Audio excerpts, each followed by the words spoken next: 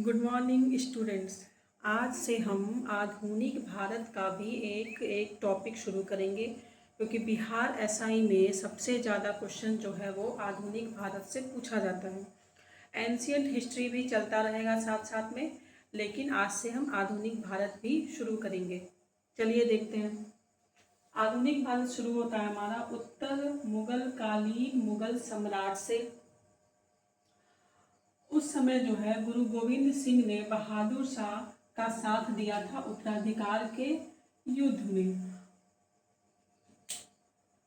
औरंगजेब के मरने के बाद जो है मुगल साम्राज्य बहुत कमज़ोर हो गया था और उसने मुगल साम्राज्य में लगभग औरंगजेब के शासनकाल तक उन्होंने पूरे भारत पे अपना आधिपत्य स्थापित कर चुके थे। लेकिन औरंगजेब के मरने के बाद कुछ जो राज्य थे वो स्वतंत्र होने लगे। जैसे पहला राज्य था अवध। अवध स्वतंत्र हो गया और उसकी स्थापना किसने की? सआदत खान ने की। हैदराबाद स्वतंत्र हुआ, उसकी स्थापना चिंगलीज खान ने की। रुहेलखंड की स्थापना किसने की? वीर दाऊद और अली मुहम्मद खान ने, दोनों ने मिलके। बंगाल की स्थापना किसने की? मुर्शीद कुली खान ने। कर्नाटक की स्थापना किसने की? सादुतुल्ला खान ने। भरतपुर की स्थापना चूड़ामन एवं बदन सिंह ने। मोहम्मद शाह ने सआदत खां को बुरहान उल मुल्क की उपाधि दी थी। बहादुर शाह जो है वो, उनका जो पहले का नाम था मुअज्जम था और उन्हें शाहे खबर के उपनाम से पुकारा जाता था। हुसैन अली खां और अब्दुल्ला खां जो है ये सैयद बंधु थे और इन्हें मुगल इतिहास में शासक निर्माता के रूप में जाना जाता है। जहांदार शाह को लंपट मूर्ख की उपाधि दी गई थी। मोहम्मद शाह को रंगीला बादशाह कहा जाता था। अब आगे देखते हैं। हैदर बेग जो था उसने 9 अक्टूबर 1720 ईस्वी को हुसैन अली खां, जो सैयद बंधुओं में से एक भाई जो था, हुसैन अली खां की हत्या करवा दी। मोहम्मद शाह के शासनकाल में ही चिंगलीज खां ने निजाम उल मुल्क की उपाधि धारण की 1725 ईस्वी में और हैदराबाद की स्थापना की। नादिर शाह जो कि ईरान का सम्राट था, वो 1739 ईस्वी में भारत पर आक्रमण किया। उस समय शासक कौन था? मोहम्मद शाह ही था उस समय शासक दिल्ली का। और वह 70 करोड़ रुपए, पीकॉक थ्रोन और कोहिनूर हीरा जो है वो लेकर वापस ईरान लौट गया था। 1803 ईस्वी में शाह आलम द्वितीय के समय में अंग्रेजों का कब्जा हो गया था दिल्ली पे। अहमद शाह अब्दाली, जिसका वास्तविक नाम अहमद खां था, उसने 8 बार आक्रमण किया था। तीसरा पानीपत का युद्ध भी अहमद शाह अब्दाली और मराठों के बीच हुआ था, जिसमें मराठों की हार हुई थी। 1806 ईस्वी में गुलाम कादिर खान ने शाह आलम द्वितीय की हत्या करवा दी। बहादुर शाह द्वितीय अंतिम शासक था, जो मुगल साम्राज्य का अंतिम शासक था।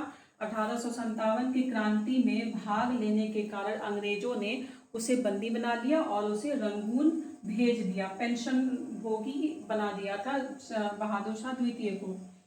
हीरा महल जो कि लाल किला में स्थित है, बहादुर शाह द्वितीय ने ही बनवाया था इसको। मिर्जा गालिब जो थे एक मशहूर शायर जो हैं, वो बहादुर शाह द्वितीय के शासनकाल में ही दिल्ली में रहा करते थे। हयात बख्श बाग जो कि दिल्ली के लाल किला में स्थित है।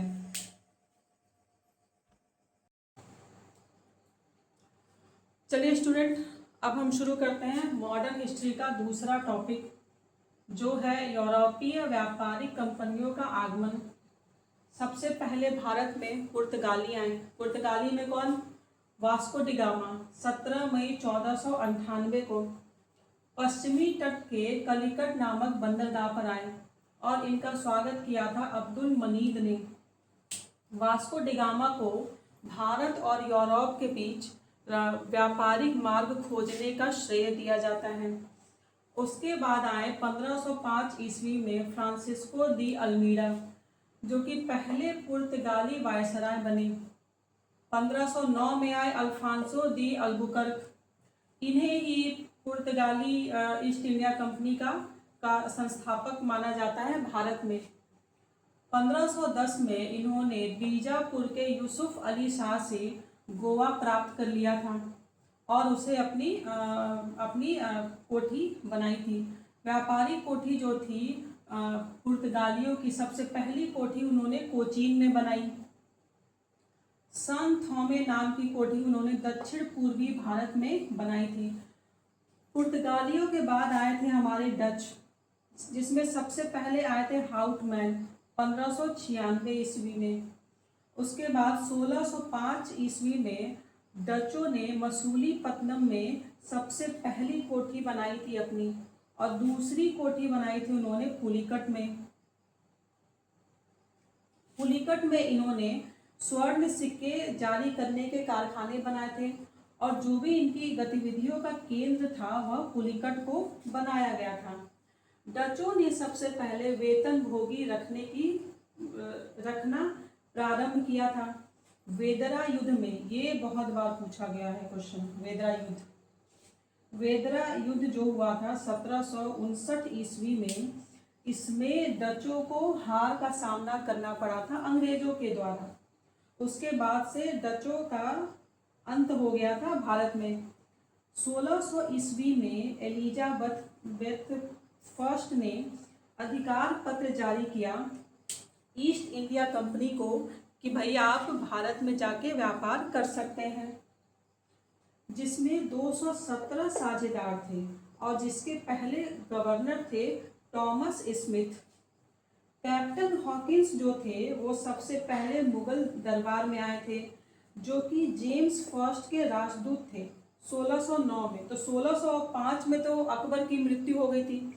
1609 में जहांगीर के दरबार में आए थे कैप्टन हॉकिंस।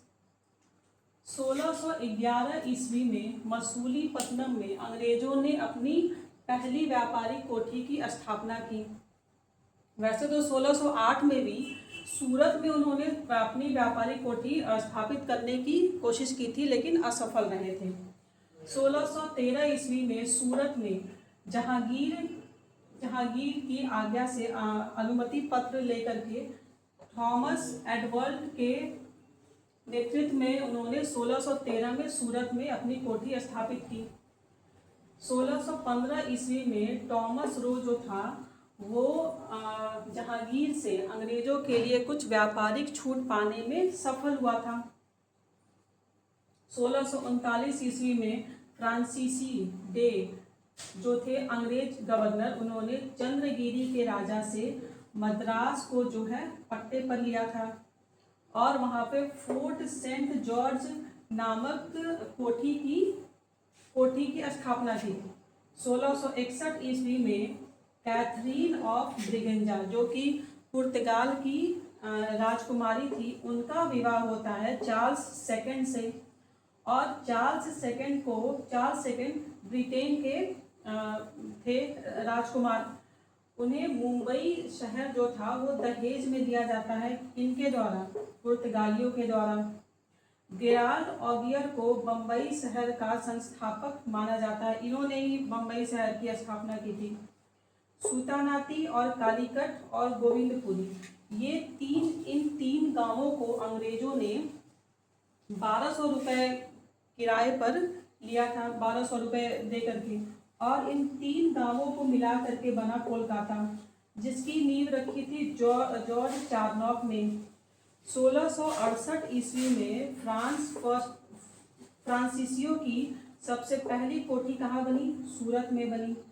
जी, किसके नेतृत्व में बनी? फ्रैंको कैरो के।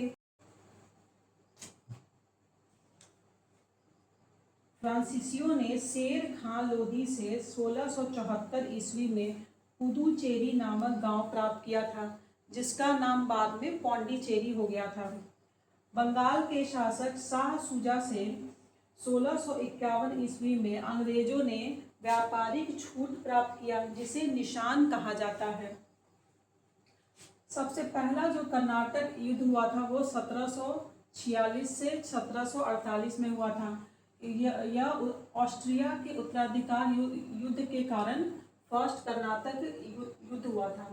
1748 ईस्वी में एला शाकल की संधि के द्वारा ऑस्ट्रिया के उत्तराधिकार का युद्ध समाप्त हुआ और पहला जो कर्नाटक युद्ध था वो भी समाप्त हुआ। दूसरा कर्नाटक युद्ध हुआ था 1749 से 1754 के बीच। इसकी समाप्ति पौंडीचेरी की संधि से हुई। तीसरा कर्नाटक युद्ध हुआ था 1756 से 1763 के बीच। तीसरा जो कर्नाटक हुआ था युद्ध वह पेरिस की संधि से समाप्त हुआ था। 1760 ईस्वी में वांडीवास का जो युद्ध हुआ था आयरकूट के नेतृत्व में, उसमें फ्रांसीसियों की हार हुई थी। अंग्रेजों ने चंद्रनगर को छोड़कर जितने भी गांव उन्होंने फ्रांसीसियों से जीते थे उन्हें फ्रांसीसियों को वापस कर दिया, जो कि 1763 में 1749 तक जो कि फ्रांसीसियों के कब्जे में थे जितने भी गांव अंग्रेजों ने उन्हें 1763 में चंद्रनगर को छोड़ के बाकी सारे गांव उन्होंने वापस कर दिया। किनको? फ्रांसीसियों को, जो भारत की स्वतंत्रता तक फ्रांसीसियों के कब्जे में रहा था। चलिए स्टूडेंट, अब देखते हैं मॉडर्न हिस्ट्री से अगला टॉपिक जो है बंगाल पर अंग्रेजों का आधिपत्य।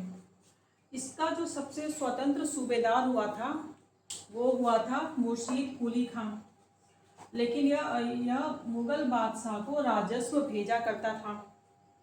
इसने अपनी राजधानी ढाका से मुर्शिदाबाद स्थानांतरित कर ली। इजारेदारी प्रथा, तकावी ऋण वह ऋण होता था जो खेती के लिए, जो भी किसान होते थे उन्हें खेती के लिए अग्रिम ऋण दिया जाता था, उसकी शुरुआत की। उसके बाद मुर्शीद कुली खां का उत्तराधिकारी उसका दामाद शुजाउद्दीन हुआ। गिरिया के युद्ध में 1740 में जो हुआ था, सरफराज नाम का जो सूबेदार था शुजाउद्दीन का, उसकी हत्या करके अलीवर्दी खां ने बंगाल पर शासन आरंभ किया और इसने मुगल बादशाह को राजस्व देना बंद कर दिया था। कहा जाता है कि अलीवर्दी खां के समय में बंगाल इतना समृद्ध हो गया था कि उसे भारत का स्वर्ग कहा जाने लगा था। बंगाल के जो नवाब हुए थे सिराजुद्दौला, उन्हीं के समय में 20 जून 1756 को ब्लैक होल की घटना हुई थी। जेड हॉलवेल जो है इसके रचयिता, उन्होंने कहा कि नवाब ने एक छोटे से कमरे में 146 अंग्रेजों को बंद कर दिया, जिसमें सुबह तक 23 लोग बचे, बाकी सबकी मृत्यु हो चुकी थी। पलासी का युद्ध जो था वो अंग्रेजों और बंगाल के नवाब के बीच हुआ था 1757 ईस्वी में।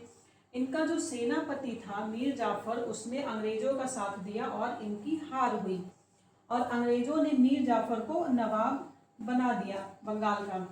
मोहनलाल और मीर मदान जो थे, इनकी छोटी सी एक सेना थी जो नवाब की वफादार रही थी। 1760 ईस्वी में मीर कासिम, जो कि मीर जाफर का दामाद था, उसे अंग्रेजों ने नवाब बना दिया। इसने अपनी राजधानी मुर्शिदाबाद से मुंगेर स्थानांतरित कर ली। फिर उसके बाद हुआ बक्सर का युद्ध। बक्सर के युद्ध में 3 सेनाएं थी अंग्रेजों के खिलाफ।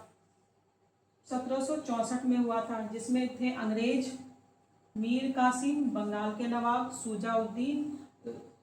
शुजाउद्दौला अवध के नवाब और शाह आलम द्वितीय मुगल सम्राट।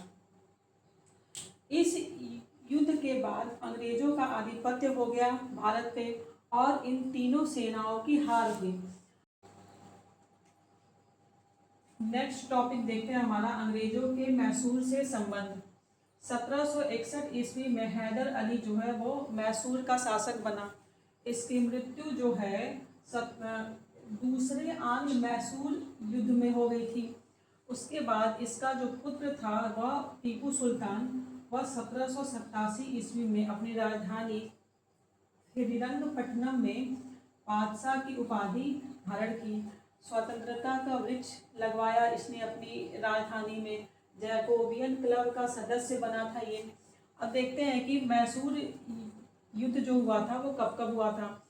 पहला मैसूर का युद्ध हुआ था 1767 से 1769 ईस्वी में।